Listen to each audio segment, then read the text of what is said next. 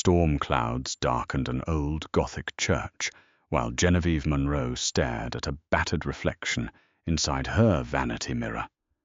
Marriage to billionaire Alistair Croft promised nothing except a slow, suffocating demise. Clutching jagged ribbons of the destroyed Vera Wang gown, she made one frantic, irreversible choice. Escaping an abusive monster required desperate measures. She chose flight, sprinting blindly into Chicago's unforgiving night, unknowingly throwing herself directly into Gabriel Moretti's dangerous embrace, a notorious cartel kingpin waiting in dark shadows. Raindrops the size of marbles battered the towering Gothic windows of the cathedral, casting long, distorted shadows across the plush carpet of the bridal suite. Genevieve Monroe sat frozen before the gilded vanity mirror. To the 300 high society guests mingling in the nave below, she was the luckiest woman in Chicago. She was about to marry Alistair Croft, a billionaire hedge fund magnate whose philanthropic galas were the talk of the city. But as Genevieve stared into the glass, she didn't see a blushing bride. She saw a hostage. Carefully she reached up her trembling fingers, brushing the heavy layer of airbrushed foundation on her left cheekbone. Beneath the expensive makeup lay a stark, violent truth, a constellation of purple and yellow, bruising a parting gift from her fiancé the night before. "You smile for the cameras, Genevieve," Alistair had whispered, his fingers digging into her jaw until she tasted copper. "Or your father's real estate firm crumbles into ash by Monday morning. You belong to me now." The heavy oak door to the suite clicked open, breaking her from the nightmare. Genevieve flinched instinctively, pulling the delicate French lace of her bodice higher. Her maid of honor, Caroline, stepped into the room, looking breathtaking in her emerald green gown, though her eyes held nothing but raw pity. "Genevieve," Caroline whispered, locking the door behind her. 10 minutes. The orchestra is tuning. Are you sure you can do this?" Genevieve stood up, the cascading layers of ivory silk pooling around her satin heels. The dress weighed 20 pounds, a beautiful, suffocating cage of tulle and embroidered pearls. "My father is bankrupt, Caroline. Alistair bought his debts. If I don't walk down that aisle, my family loses everything. Where is Alistair?" "He's waiting with his security team in the vestibule," Caroline said, her voice dropping an octave. "Genevieve, I saw him talking to Gregory. They were whispering about a flight to Geneva tonight. He didn't mention a honeymoon in Geneva." A cold spike of adrenaline pierced Genevieve's chest. Geneva. Alistair's private estate in the Swiss Alps was a fortress. If he took her there, she would completely disappear. The beatings, the psychological torture, the suffocating control, it would all happen behind a 30-foot electrified fence, miles away from anyone who could hear her scream. "I am going to die if I marry this man," she realized. The thought was absolute, unshakable.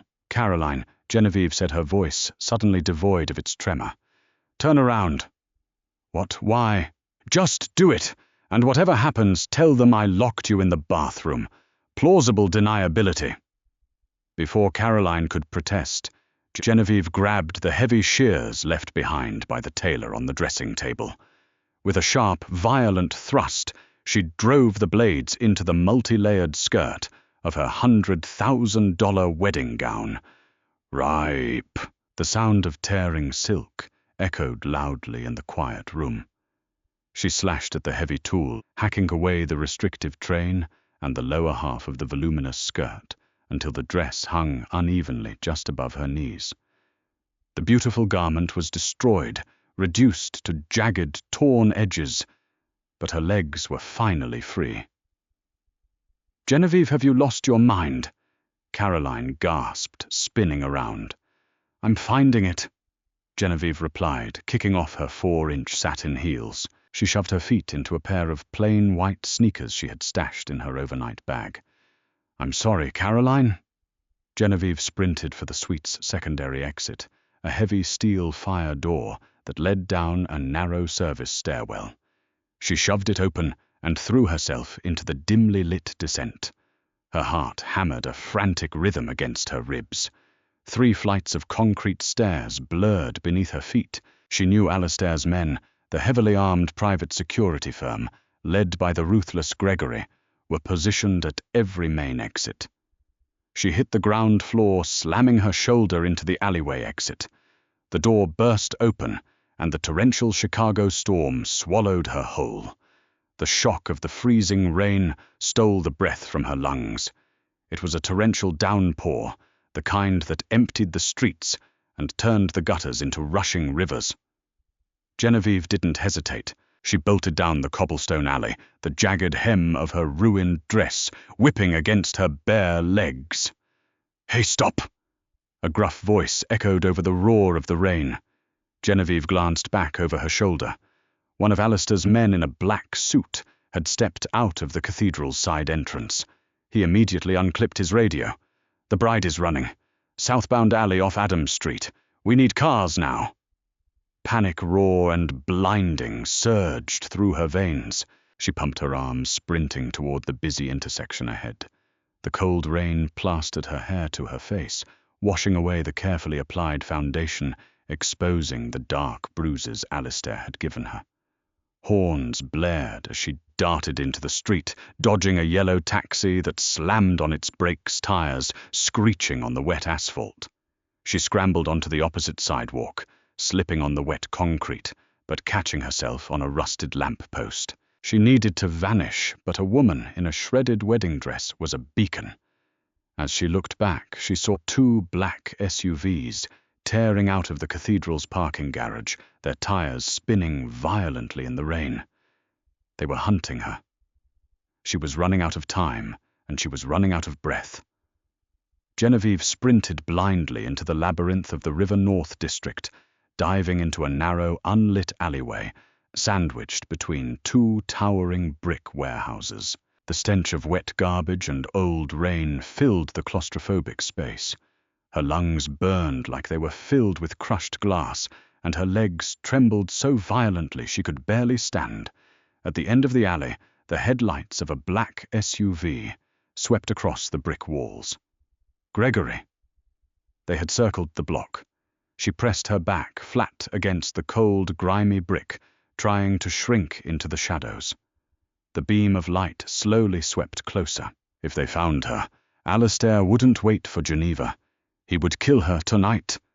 Her hand blindly searched the wall behind her for anything, a fire escape, a dumpster to hide behind a recessed doorway.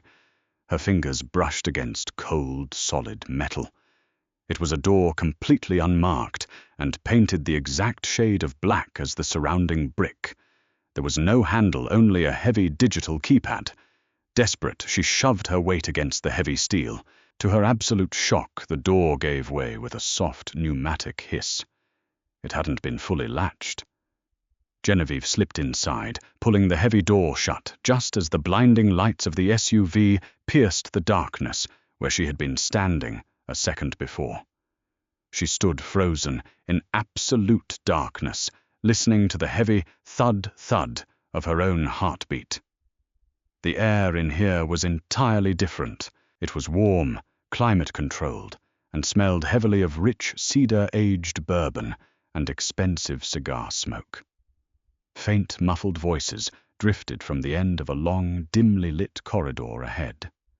With nowhere else to go, she crept down the hallway, the rubber soles of her sneakers squeaking softly against the polished hardwood floor.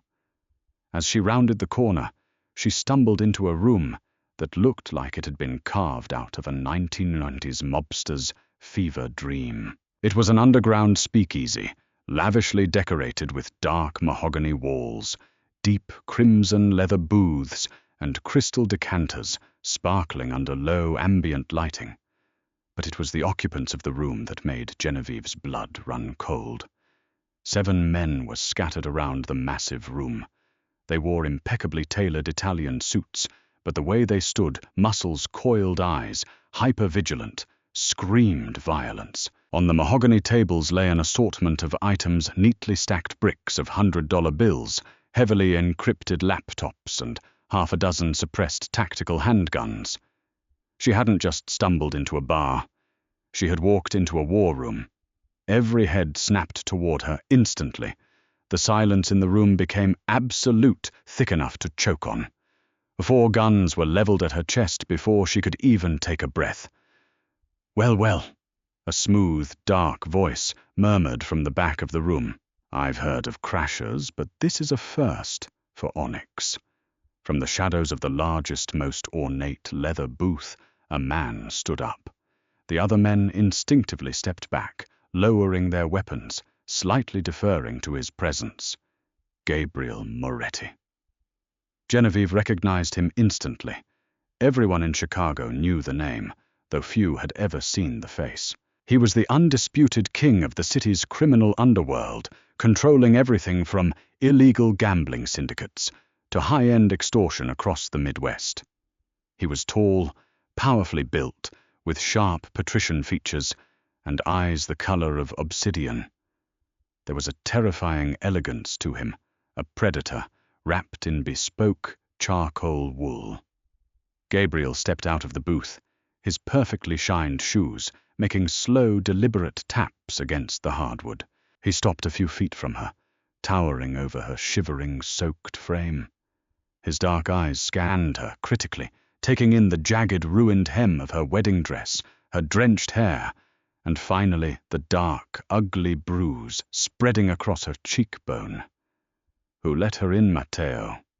Gabriel asked softly, never taking his eyes off Genevieve. A broad-shouldered man with a scar cutting through his left eyebrow stepped forward. "The side door must not have locked properly when the runners came back, boss. I'll handle it." Matteo raised his weapon, the barrel pointing directly at Genevieve's head. "No!" Gabriel said, raising a single finger. Matteo immediately lowered the gun. Gabriel tilted his head, studying her face. "You look familiar, little bride. Let me see your hand." Genevieve was trembling so violently she could barely lift her left hand. On her ring finger sat a massive, blinding 8-carat emerald-cut diamond. Gabriel's lips curved into a chilling, wolfish smile. "Ah, the Croft diamond. You're Genevieve Monroe. You're supposed to be cutting a cake with Alistair Croft right now, not bleeding on my imported floors." "Please!" Genevieve rasped, her voice cracking. "They're outside, Alistair's men. If they find me, they'll kill me. Please let me hide here, just for an hour." Gabriel let out a low, dark chuckle. "Do you know who I am, Miss Monroe? Do you know where you are? You're Gabriel Moretti," she said, lifting her chin despite the paralyzing terror gripping her spine. "You run the syndicate, and I know you hate Alistair Croft." Gabriel's amusement vanished, replaced by a cold, calculating stillness. It was a well-kept secret that Alistair's legitimate hedge fund was actively trying to launder money for a rival Russian faction, stepping directly on Moretti territory. "Hate is a strong word," Gabriel murmured, stepping into her personal space. He reached out his warm, rough thumb, brushing agonizingly close to the deep bruise on her cheek. She flinched, but he didn't hurt her. "He did this to you?" "Yes," she whispered. "And you ran." "I ran." Suddenly, a heavy, frantic pounding echoed from the steel door at the end of the hallway. Bang! Bang! Bang! "Open up!" A muffled voice roared from the alleyway. "We know someone went in there. We are armed private security for Alistair Croft. Open this door." Matteo and the other men immediately raised their weapons, moving toward the hallway with lethal, silent precision. Genevieve's knees finally gave out. The adrenaline crash hit her like a freight train, and the edges of her vision turned black. She collapsed forward, but before she could hit the floor, strong arms caught her. Gabriel held her against his chest, the wet silk of her dress soaking into his expensive suit. He looked down at her pale, unconscious face, his jaw tightening into a hard, unforgiving line. "Matteo!" Gabriel commanded, his voice echoing with absolute authority. "Boss, open the door. Tell Mr. Croft's security team that they are trespassing on Moretti territory. If they don't leave in 10 seconds, shoot them all in the knees."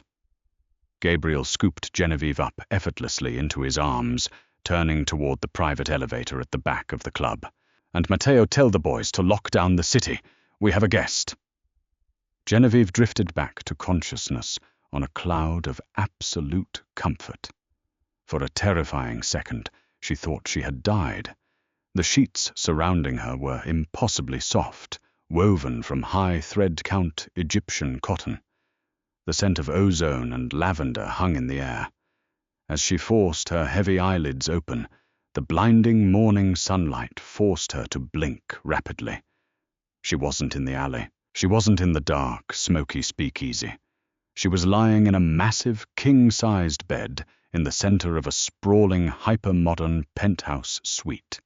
Floor-to-ceiling windows offered a breathtaking panoramic view of Lake Michigan and the Chicago skyline. The storm had passed, leaving behind a crisp, cloudless sky.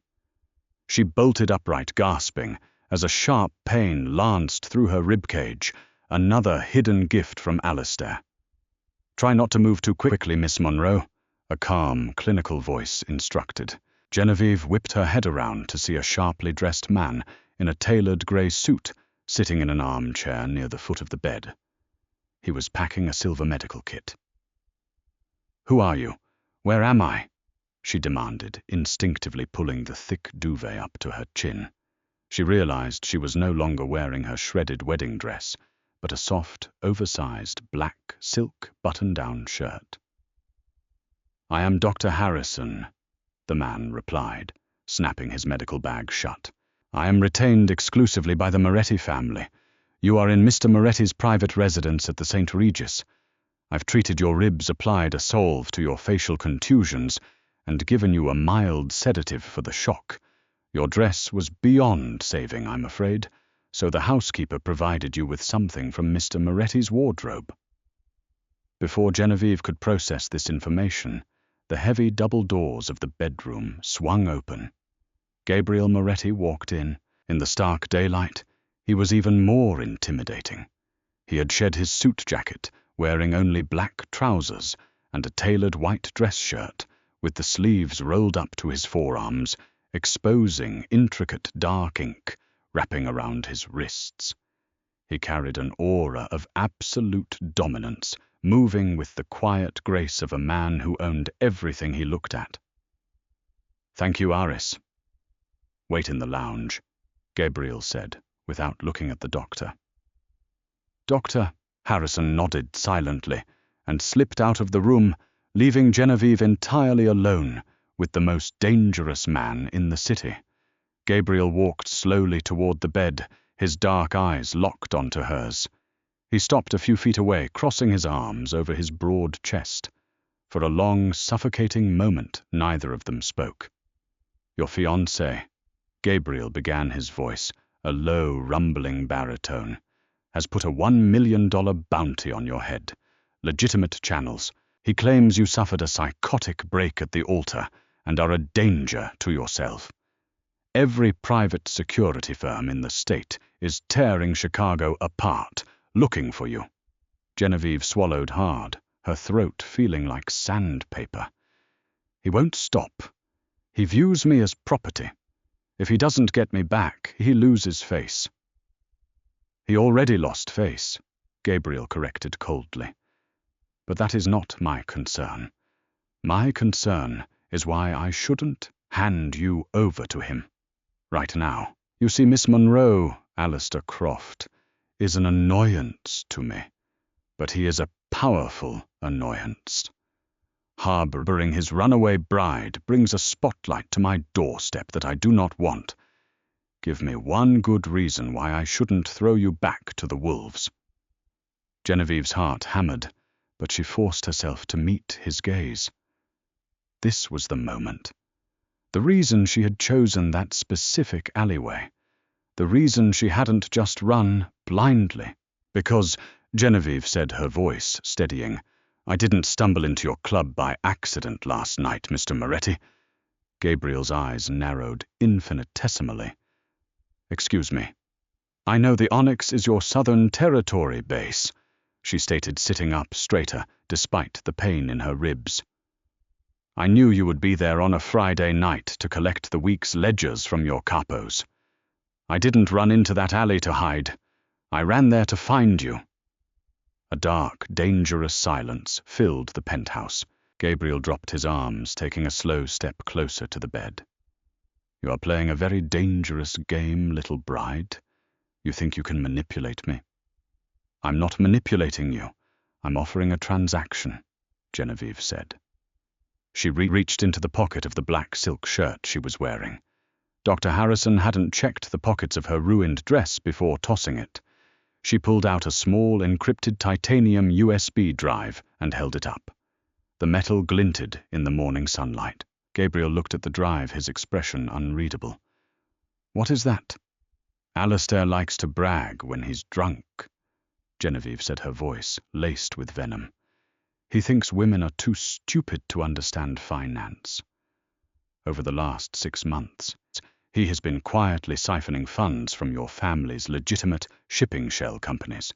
He's been rerouting your money to fund a Russian weapon syndicate operating out of Detroit. Gabriel's jaw tightened, a flash of pure murderous rage flickering in his obsidian eyes. The missing shipments.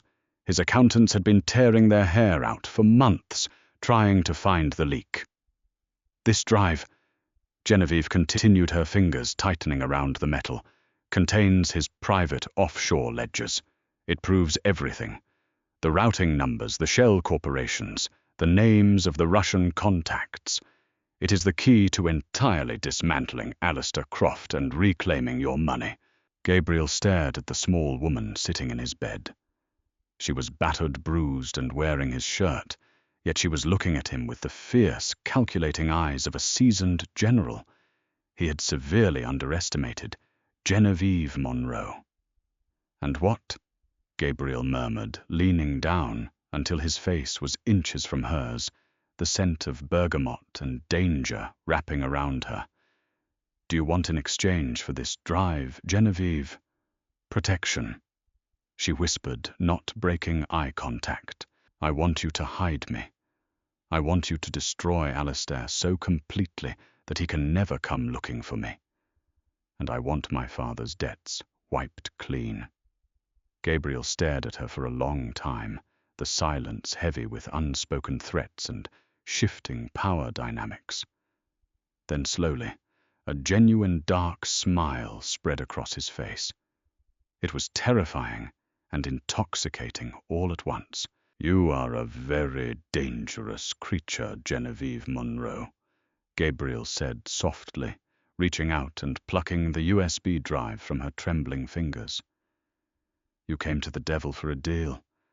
I hope you know exactly what you've just sold your soul for.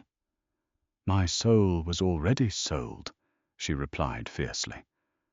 I'm just renegotiating the terms. Gabriel chuckled, a dark, rich sound that sent a shiver down her spine. He straightened up, pocketing the drive. Welcome to the Moretti family, little bride, he said, turning toward the door. Rest up. Tomorrow we start a war. 72 hours later, the hyper-modern living room of Gabriel Moretti's St. Regis penthouse had been completely transformed from a sanctuary of luxury into a high-tech war room. The panoramic views of the Chicago skyline were blocked by heavy blackout curtains, replaced by the sterile blue glow of 6 massive server monitors. Genevieve sat curled in the corner of a curved leather sofa, nursing a cup of black espresso. The physical bruises on her face were fading to a dull yellow, but the psychological scars remained. Every time the penthouse elevator chimed, her pulse spiked. Yet watching Gabriel work provided a strange, hypnotic comfort. Gabriel stood over the shoulder of his chief cybersecurity architect, Dominic Russo, a brilliant but chaotic man who had spent the last 3 days trying to crack the titanium USB drive. "Croft didn't just lock this up, boss," Dominic muttered, his fingers flying across his mechanical keyboard in a blur of keystrokes. He used an AES-256 military-grade encryption wrapper, but the idiot outsourced the firewall maintenance to a third-party firm in Bangalore. I found the back door they left for themselves. "Stop stalling, Dominic," Gabriel said, his voice deadly quiet. "Open it." Dominic hit the enter key with a theatrical flourish. A progress bar flashed across the central monitor, hitting 100% in a fraction of a second. Suddenly, thousands of files, spreadsheets, and heavily redacted emails flooded the screens. Genevieve set her espresso cup down and walked over to the monitors, her bare feet silent on the Persian rug. "Go to the folder labeled Tartarus," she instructed, pointing to a subdirectory. "That's what Alistair called his private slush fund." Dominic clicked the folder. The room went dead silent. "My God," Dominic whispered, taking off his wire-rimmed glasses. "He isn't just skimming from your shipping companies, Gabriel. He's running a shadow empire underneath the legitimate stock market." Gabriel leaned closer to the screen, his jaw tightening so hard the muscles ticked beneath his skin. Genevieve had not lied. The ledgers meticulously detailed exactly how Alistair Croft was bleeding the Moretti syndicate dry. To make sense of the chaos, Dominic quickly ran a data-parsing script, projecting a simplified table onto the main monitor for Gabriel to review. $40 million. Gabriel murmured the danger in his tone, lowering the temperature in the room by 10 degrees. He turned his obsidian gaze toward Genevieve. "You handed me the sword to cut off his head, little bride." "There's something else," Dominic interrupted, his voice trembling slightly. "Boss, you need to see this. It's not just financial data." Dominic opened a hidden partition on the drive titled Operation Checkmate. It wasn't a ledger. It was a surveillance log. Genevieve gasped. On the screen were dozens of high-resolution photographs of Gabriel. Gabriel entering his private gym. Gabriel meeting with his capos at a steakhouse on Rush Street. Gabriel's armored SUV routes. "Alistair is building a federal RICO case against you." Genevieve realized, her blood running cold. "He's planning to hand this entire dossier to the FBI. He steals your money, uses the feds to wipe you off the board, and keeps the territory for his Russian partners."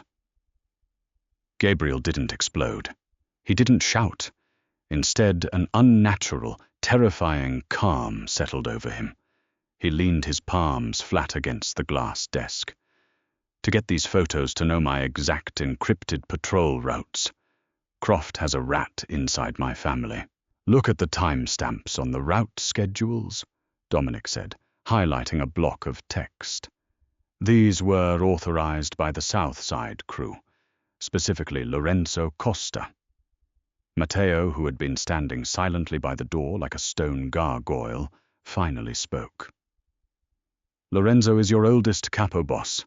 He swore the blood oath to your father. And now he will drown in his own blood," Gabriel said effortlessly. He straightened his cuffs, his eyes completely devoid of mercy. He looked at Genevieve. "Alistair thought he could break you, use my money, and bury me in a federal penitentiary. It is time we remind Mr. Croft exactly who runs this city." "What are we going to do?" Genevieve asked. Gabriel's lips curved into a wicked, predatory smile. "We are going to a party." The Chicago Symphony Center was ablaze with camera flashes and paparazzi. Alistair Croft, ever the master manipulator of public relations, was hosting his annual charity gala. The irony was physically nauseating to Genevieve. A man who beat his fiancée behind closed doors was currently raising millions for domestic abuse survivors to save his public image after his bride tragically lost her mind and vanished. Genevieve sat in the back of Gabriel's armored Maybach, staring at her reflection in the tinted window. She barely recognized herself. Gone was the battered, terrified girl in the shredded Vera Wang dress. Gabriel's private stylists had transformed her. She wore a floor-length backless gown of liquid crimson silk that clung to her curves like a second skin. Diamonds cascaded from her ears, and her hair was swept into a razor-sharp, elegant updo that exposed the long, graceful line of her neck. Next to her sat Gabriel, an absolute vision of lethal sophistication in a bespoke, midnight blue tuxedo. "You are shaking Mia Cara," Gabriel observed softly, his dark eyes watching her every movement. "I'm about to walk into a room with the man who promised to bury me in the Swiss Alps," Genevieve replied, clutching her beaded clutch so tightly her knuckles turned white. "Forgive me if my nerves are slightly frayed." Gabriel reached across the leather seat. His large, warm hand enveloped hers gently, prying her fingers loose from the clutch. The heat of his touch sent a jolt of electricity straight up her arm. "Look at me," Gabriel commanded gently. Genevieve turned her head, meeting his intense obsidian gaze. "He is nothing but a dead man in a rented tuxedo," Gabriel said, his thumb drawing slow, soothing circles on the back of her hand. "He cannot touch you. He cannot hurt you. You are under my protection tonight, Genevieve. I am your shield, and you are my bait. Do you remember the tactical objectives?" Genevieve took a deep, steadying breath and nodded. Objective 1. The distraction. Genevieve and Gabriel will make a highly public entrance, utterly destroying Alistair's narrative that she was having a psychotic break. Objective 2. The clone. While Alistair is reeling from the shock, Gabriel will get within 3 feet of him for exactly 60 seconds, allowing the custom proximity scanner in Gabriel's breast pocket to clone Alistair's heavily encrypted phone. Objective 3. The severance. Matteo and the security team will quietly isolate the traitor, Lorenzo Costa, who is attending as Alistair's shadow guest, and remove him from the premises before he can alert the Russian syndicate. "I remember," she whispered. "Then let us introduce high society to the new Genevieve Monroe." The Maybach rolled to a stop at the red carpet. The valet opened the door and Gabriel stepped out first, immediately commanding the attention of every camera. The flashes went off in a blinding strobe effect. But when Gabriel turned and offered his hand, helping Genevieve out of the car, the entire street went dead silent. The press corps froze. The whispers started instantly escalating into a roar. "The runaway bride! She's alive! She's with Gabriel Moretti!" Genevieve kept her chin high, locking her arm through Gabriel's. Together they walked up the marble steps and entered the grand foyer of the Symphony Center. The string quartet playing softly in the corner seemed to fade away as the hundreds of elite guests turned to stare. Across the ballroom, standing by a champagne fountain, was Alistair Croft. He was holding a crystal flute, smiling charmingly at a group of city aldermen. Then his eyes locked onto Genevieve. The color drained entirely from his face, leaving him looking like a wax mannequin. His eyes darted to Gabriel, and pure, unadulterated panic flashed across his features. "He sees us," Genevieve murmured, her heart hammering against her ribs. "Good," Gabriel said, steering her directly across the ballroom floor, parting the sea of stunned billionaires and politicians like Moses parting the Red Sea. "Smile, Genevieve. Make him understand that he lost." They stopped 3 feet away from Alistair. The tension radiating between the two men was enough to ignite the oxygen in the room. "Gabriel Moretti." Alistair managed to say, his voice tight, attempting to maintain his facade in front of the watching crowd. "I didn't realize syndicate thugs were on the guest list tonight, and I see you found my missing fiancé. Genevieve, darling, you are not well. You need to come with me immediately. Alistair reached out his fingers, hooking like talons toward her bare arm. Before Alistair could even make contact, Gabriel's hand shot out with terrifying speed, gripping Alistair's wrist. Gabriel didn't raise his voice, but the lethal pressure he applied made Alistair's knees buckle slightly. "Touch her," Gabriel whispered, leaning in close, a predator playing with its food, "and I will break every bone in your hand in front of the mayor." Gabriel released the wrist with a look of utter disgust. He stepped closer, ensuring the proximity scanner in his jacket was firmly within range of Alistair's pocket. "Genevieve is no longer your property, Croft," Gabriel said smoothly, flashing a brilliant, terrifying smile for the onlookers. "She is a guest of the Moretti family. I understand you've been having some financial difficulties lately. Losing $40 million must keep you up at night." Alistair's eyes widened in sheer horror. The mention of the exact amount meant Gabriel knew everything. The USB drive. "You're a dead man, Moretti," Alistair hissed under his breath, his facade completely crumbling. "My friends in Detroit will level your entire operation." "Your friends in Detroit don't know that you've been skimming from them, too." Gabriel lied effortlessly, letting the psychological poison seep in. 30 seconds. The scanner pulsed faintly against Gabriel's chest. "But they will by tomorrow morning." "You have no proof," Alistair snapped, his composure breaking as sweat beaded on his forehead. Gabriel leaned in, whispering directly into Alistair's ear. "Tartarus is empty, Alistair. I drained the Swiss accounts an hour ago. You are bankrupt, and the FBI is currently raiding Croft Capital for evidence of your Russian weapon laundering." Alistair stumbled back, knocking into the champagne fountain. Glasses shattered against the marble floor, the sharp sound echoing through the dead, silent ballroom. 60 seconds. The clone was complete. "Have a wonderful evening, Alistair," Gabriel said smoothly, offering Genevieve his arm once more. "I hear federal prison has a lovely choir this time of year." As Gabriel and Genevieve walked out of the ballroom, leaving Alistair completely broken and hyperventilating amidst the shattered glass, Genevieve felt a sensation she hadn't experienced in years. Power. The adrenaline high of the gala lasted only until they returned to the secure underground garage of the St. Regis. As the Maybach's doors opened, the reality of the war they had just officially started crashed down on Genevieve. They bypassed the penthouse entirely, taking the private elevator down to sub-level 4, a heavily fortified bunker that served as Gabriel's absolute last line of defense. The air here was cool, smelling of gun oil and ozone. Dominic was already at his station, his monitors glowing frantically. "The phone clone worked perfectly, boss. I've already forwarded the anonymous tip and the decryption keys to the FBI field office.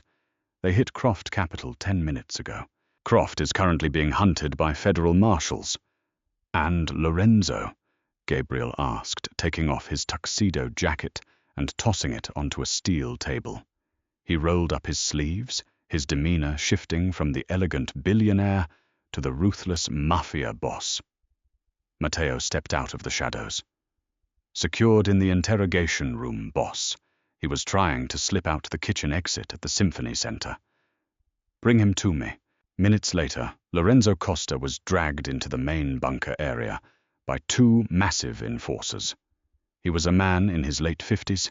His expensive suit wrinkled his face, pale with terror. He fell to his knees before Gabriel. "Gabriel, please, you have to listen to me." Lorenzo begged his hands, trembling. "Croft threatened my family. He said the Russians would kill my daughter if I didn't give him your patrol routes." Gabriel looked down at the man who had known him since he was a child. There was no anger in Gabriel's eyes, only a hollow, terrifying emptiness. "You broke the oath, Lorenzo," Gabriel stated quietly. You endangered my life, the lives of my men, and the stability of this family. But more importantly, you helped fund a man who tortures women for sport. He's crazy, Gabriel, Lorenzo sobbed. You don't understand what Alistair has done. The money wasn't enough for him. When the girl ran away, he lost his mind. He enacted the failsafe. Genevieve, who had been standing quietly by the monitors, froze. Her blood turned to ice water. What fail-safe? She demanded, stepping forward into the light. Lorenzo looked up at her, swallowing hard. Your father, Miss Monroe. William. My father is in London on a business trip, Genevieve said, her voice cracking. Alistair paid for the flight. It was part of our wedding agreement. He's safe. He never made it to London. Lorenzo confessed, openly weeping now. Croft's men intercepted him at O'Hare. They moved him to a black site on the south side, an abandoned meat-packing plant on Halsted Street. Croft told me tonight, if his empire fell, William Monroe dies. The bunker spun around Genevieve. The air was violently sucked from her lungs. She stumbled backward, hitting the steel edge of a server rack. Her father, the only reason she had agreed to marry Alistair in the first place, was to protect William from the crushing debts Alistair had manufactured. She collapsed to her knees, a ragged sob tearing from her throat. She had destroyed Alistair, but in doing so, she had signed her own father's death warrant. Suddenly Gabriel was there. He dropped to his knees in front of her, his large hands gripping her bare shoulders, grounding her in reality. The cold, ruthless Mafia boss vanished, replaced by something entirely different, a fierce, protective warmth that completely engulfed her. Genevieve, breathe, Gabriel commanded softly, his thumbs brushing away the tears that spilled over her eyelashes. Look at me. Breathe. He's going to kill him, Gabriel. She choked out her fingers desperately, clutching the lapels of his white dress shirt. My father. He's all I have left. Gabriel's eyes darkened with a feral, terrifying promise. He didn't offer her hollow platitudes. He didn't tell her it was going to be okay. He offered her the only currency he truly possessed, violence. Alistair Croft has taken his last breath of free air. Gabriel vowed, leaning in until his forehead rested gently against hers. The intimacy of the gesture in a room full of heavily armed men was staggering. I swear to you on my life, Genevieve, we will get your father back, and I will let you pull the trigger on Alistair yourself. Gabriel stood up, pulling Genevieve to her feet with him. He turned to Matteo, the terrifying king of the Chicago underworld, fully restored. Matteo, arm every man we have in this building. Gabriel roared, his voice echoing off the concrete walls. Get the tactical gear. Get the armored transports. We are hitting the Halsted plant in exactly 20 minutes. Boss, it's a fortress, Matteo warned, checking the magazine of his rifle. If Croft is cornered there, he'll have his entire private security firm heavily armed. It's a suicide mission. I don't care if he has the United States Marine Corps, Gabriel snarled, grabbing a suppressed Heckler & Koch MP5 from the armory rack and racking the bolt with a sharp clack. He touched what is mine. We burn it all to the ground. Genevieve looked at Gabriel, her heart pounding a frantic rhythm. He touched what is mine. In the span of a few days, she had gone from a terrified captive to the protected queen of a dark empire. I'm coming with you, Genevieve said, her voice entirely devoid of fear. Gabriel looked at her in her crimson gown, battered but entirely unbroken. A sliver of immense pride flashed in his dark eyes. He reached into the armory cage, pulling out a sleek black Kevlar vest, and held it out to her. Then put this on, little bride, Gabriel said. We have a kingdom to burn. Midnight descended upon the industrial husk of Halsted Street like a heavy, suffocating shroud. 4 matte black, heavily armored SUVs rolled to a silent halt a block away from the abandoned meatpacking plant. The rain had started again, a slow, freezing drizzle that slickened the cracked pavement and washed the city in a bleak, cinematic gloom. Genevieve sat in the rear of the lead vehicle, the heavy Kevlar vest strapped tightly over her crimson silk gown. Her heart hammered against her ribs, a frantic snare drum echoing in her ears. She watched Gabriel chamber a round into his rifle, his face an unreadable mask of lethal concentration. He was no longer the charming billionaire from the gala. He was the apex predator of Chicago, a king going to war for his queen. "Listen to me," Gabriel said, leaning closer to her, his voice a low rumble over the drumming rain. "You stay behind Matteo and me. We breach the loading bay, we secure the perimeter, and we isolate Croft. If gunfire erupts, you get down and you do not move until I say so. Understood?" "Understood." Genevieve breathed, her hands gripping the cold door handle. "Just bring him back, Gabriel. Please." Gabriel reached out his leather-gloved hand, cupping her cheek, his thumb brushing over the fading bruise Alistair had left days ago. "I gave you my word, Genevieve. Tonight your past dies." Matteo raised 2 fingers, signaling the tactical teams. The doors of the SUVs opened in unison. 24 of Gabriel's most elite enforcers poured out into the alleyway, moving with terrifying synchronized silence. They didn't look like street thugs. They were a paramilitary unit armed with suppressed submachine guns, tactical helmets, and thermal optics. They stacked up against the rusted steel doors of the plant's loading dock. Matteo placed a strip of C4 explosive along the heavy deadbolts, stepped back, and hit the detonator. Boom! The steel doors blew inward in a shower of sparks and smoke. Before the dust could even settle, Gabriel's men flooded the corridor. Clear right, clear left.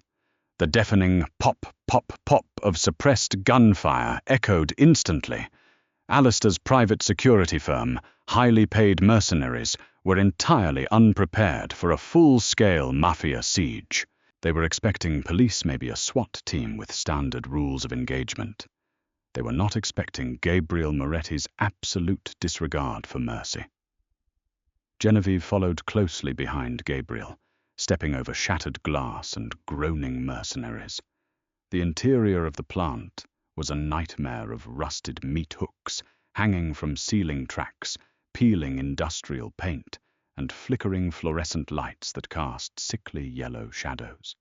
"They're falling back to the central freezer unit," Matteo yelled over his radio, taking cover behind a concrete pillar as a hail of bullets chipped the masonry above his head. "They've got heavy fortifications at the choke point." Gabriel didn't hesitate. "Flank them through the ventilation ducts.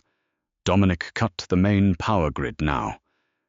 Seconds later, the entire plant plunged into absolute darkness. The only illumination came from the eerie green glow of the enforcers' thermal goggles and the red emergency lights spinning lazily on the walls. Panic erupted from Alistair's men ahead. Without power, their digital scopes and communication headsets were useless pieces of plastic. "Move!" Gabriel commanded, grasping Genevieve's hand and pulling her forward through the shadows. They reached the heavy reinforced doors of the central blast freezer. Gabriel's men had already pinned down the remaining security guards. Gregory Alistair's massive head of security was bleeding from a gunshot wound to the shoulder, his weapon empty. Gabriel stepped out into the open, the red emergency lights washing over his dark tactical gear. "It's over, Gregory," Gabriel announced, his voice slicing through the heavy freezing air. "Your employer's accounts have been seized by the federal government. He cannot pay you. Drop your weapons, walk away right now, and the Moretti family will let you live." Gregory looked at Gabriel, then down at his empty rifle. Mercenaries fought for gold, not loyalty. With a heavy sigh, Gregory dropped his weapon and kicked it across the concrete floor. The surviving guards immediately followed suit, putting their hands in the air and backing away. "Cowards!" A hysterical, cracking voice screamed from inside the freezer. "I pay your salaries, get back here, and kill him!" Gabriel kicked open the partially unlatched freezer door. A blast of sub-zero air rushed out, carrying the metallic scent of old blood and frost. Inside the massive, cavernous room, shivering under a single emergency spotlight, was William Monroe. He was tied to a steel chair, beaten, bruised, and terrified but alive. Standing behind him, completely unhinged and dripping with sweat, despite the cold, was Alistair Croft. He held a silver revolver pressed firmly against the temple of Genevieve's father. Alistair looked nothing like the polished hedge fund king of Chicago. His tuxedo jacket was gone, his bow tie hung loosely around his neck, and his eyes were wild with paranoid desperation. "Gabriel Moretti!" Alistair shouted, his hand shaking violently against William's head. "You took my money. You ruined my firm. But I swear to God, if you take one more step, I will blow his brains out and let you watch." Genevieve pushed past Matteo, stepping out from behind Gabriel's broad shoulders. "Let him go, Alistair," she demanded, her voice ringing out, clear and unshakable in the freezing room. Alistair blinked, his bloodshot eyes locking onto her. He took in the sight of her, the tactical Kevlar vest, worn over the designer crimson silk, the absolute lack of fear in her posture. This was not the broken, weeping girl he had trapped in a bridal suite. "Genevieve," Alistair gasped, a twisted, desperate smile forming on his lips. "Darling, you came back. Tell this syndicate animal to back off. We can still fix this. We can go to Geneva. I'll forgive you for the gala, I promise." "There is no Geneva, Alistair," Genevieve said, coldly, taking a slow step forward. "There is no Croft capital. The FBI has everything. Your Russian partners have a hit out on you for the money you stole from them. You have absolutely nothing left but that gun." "Then I'll use it," Alistair screamed, pressing the barrel harder into William's skull. William whimpered, closing his eyes tightly. "No, you won't," Gabriel interrupted, his voice an ocean of dark, terrifying calm. He slowly lowered his rifle, letting it hang by its tactical sling. He reached down to his thigh holster and drew his customized 9mm sidearm. Gabriel looked at Genevieve. "I will let you pull the trigger yourself." Without breaking eye contact with Alistair, Gabriel reversed his grip on the handgun and held it out to Genevieve. A collective gasp echoed from Matteo and the enforcers behind them. The boss was handing his personal weapon to a civilian in the middle of a hostage standoff. But Gabriel knew exactly what he was doing. He was giving her back the agency Alistair had stolen from her. Genevieve reached out her fingers, wrapping around the warm, textured grip of the 9mm. It was heavy, lethal, and perfectly balanced. She raised the weapon, her stance naturally widening, locking both hands around the grip, just as Gabriel had silently shown her in the armory hours ago. She aimed the front sight directly at the center of Alistair's chest. "Genevieve, you wouldn't..." Alistair sneered, though a bead of sweat rolled down his pale forehead. "You're too weak. You're just a pathetic little girl who needs Daddy's money and a monster's protection." "I used to be," Genevieve said softly. She shifted her aim down and squeezed the trigger. Bang! The gunshot deafened the room. Alistair shrieked in agony as the 9mm hollow point round shattered his right kneecap. The silver revolver dropped from his grip, clattering harmlessly against the concrete as his leg buckled underneath him. He collapsed to the floor, writhing and screaming, clutching his ruined knee. Gabriel's men rushed the room instantly. 2 enforcers kicked Alistair onto his stomach, zip-tying his hands behind his back. Genevieve didn't look at her ex-fiancé. She dropped the gun and ran to the steel chair. Dad, it's me!" she cried frantically, tearing at the heavy ropes binding William's wrists. Gabriel stepped up beside her, producing a tactical knife and slicing through the thick ropes in 2 swift motions. William slumped forward, sobbing, and Genevieve caught him burying her face into his shoulder. "I've got you, Dad," she whispered fiercely, tears finally spilling hot down her freezing cheeks. "You're safe. It's over." William looked up, his bruised eyes widening as he looked past his daughter to the towering, imposing figure of Gabriel Moretti. "Genevieve. Who is this?" Gabriel slipped the knife back into its sheath. He looked at the battered old man, then down at the woman who had brought an entire syndicate to its knees just to save him. "I'm the man who is going to make sure no one ever touches your family again, Mr. Monroe," Gabriel said respectfully. In the distance, the faint wail of police sirens pierced the rainy night. Dominic's anonymous tip to the FBI had worked. The federal authorities were converging on the Halstead plant to find the fugitive Alistair Croft. "We need to move, boss," Matteo warned, checking his watch. "Feds are 3 minutes out." "Let them have him," Gabriel said, glancing down at Alistair, who was sobbing pathetically on the freezing floor. "He'll spend the rest of his life in a supermax prison, always looking over his shoulder for a Russian shiv. Let's go home." An hour later, the storm had finally broken over Chicago. Genevieve stood on the balcony of the St. Regis penthouse, a heavy, fleece-lined jacket draped over her shoulders. The city sparkled below her, a sea of diamonds scattered across the grid. The Kevlar was gone, but the crimson gown remained stained with soot and rain. William was safely tucked away in a guest suite, heavily sedated and watched over by Dr. Harrison. The debts were gone. Alistair was in federal custody, screaming about syndicates and missing millions to agents who were only too happy to book him. She heard the soft slide of the glass balcony door opening. Gabriel stepped out into the crisp night air, holding 2 crystal glasses of amber bourbon. He handed one to her, leaning his forearms against the glass railing. "Your father will make a full recovery," Gabriel said softly, looking out over his city. "The accountants have formally dissolved his debts. By Monday, Croft Capital will be a memory, and you, Miss Monroe, are entirely free." Genevieve looked down at the amber liquid in her glass. Free. It was a word she had fantasized about for a year.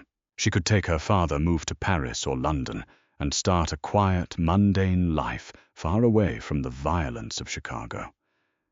But as she looked up at Gabriel, at the sharp line of his jaw, the dark danger in his eyes, and the fiercely protective warmth that radiated from him, she realized she didn't want a quiet life anymore. "I made a deal with the devil, Gabriel," Genevieve said, turning to face him fully. "I brought you Alistair's ledgers in exchange for protection. The contract is fulfilled." "It is," Gabriel agreed, a muscle ticking in his jaw, as if the thought of her leaving caused him physical pain. "You can walk out of that door tomorrow, Genevieve, and you will have my protection for the rest of your life. No strings attached."